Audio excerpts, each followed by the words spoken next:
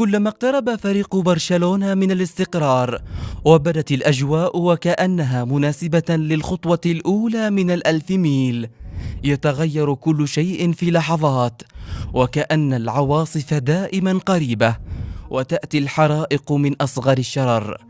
تصريحات تشافي جعلت لابورتا يبعثر الأوراق التي كانت تبدو مرتبة، ووضعت علامات استفهام على مستقبل تشافي مع الفريق ومستقبل الفريق بشكل عام. لابورتا غاضب من تصريحات تشافي عن ظروف برشلونة المالية والتي لا تسمح بمنافسة الأندية الكبيرة. لابورتا غاضب ومستقبل تشافي على المحك، وربما تكون الإقالة جاهزة بين ملفات لابورتا. وهنا لابد أن نتساءل: هل غضب لابورتا وإدارته منطقي؟ تعتقد الإدارة أن تصريحات تشافي كانت محبطة للفريق بشكل عام، وأثارت الجدل والشكوك لدى الجماهير، وأشعلت الصحافة الكتالونية باتجاه لا يريده لابورتا ولا إدارته.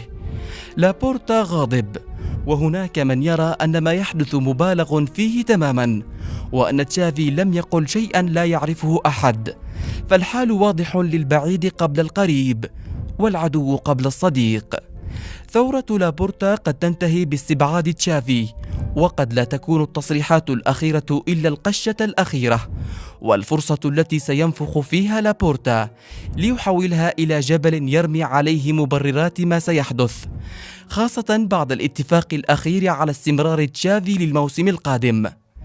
لكن أين جمهور برشلونة من كل ما يحدث؟ جمهور برشلونة ذهب في اتجاهين مختلفين. الأول يرى أن تشافي أخطأ بالحديث عن صعوبة المهمة، ولا بد أن يتحلى بثقة أكبر. والرأي الثاني يتفق تماما مع مقولة أن الاعتراف بالمشكلة هو أول خطوات الحل، وأن تشافي لم يقل إلا الحقيقة المرة التي يجب على الإدارة أن تجد لها الحلول، بعيدا عن الشعارات والجمل التي تضيع وتنتهي مع بداية صافرة الحكم. وفي نهاية المطاف لن ترضى الجماهير إلا بالصفقات الكبيرة وبالألقاب، وبعودة برشلونة إلى الصورة التي ارتسمت في أذهان الجمهور.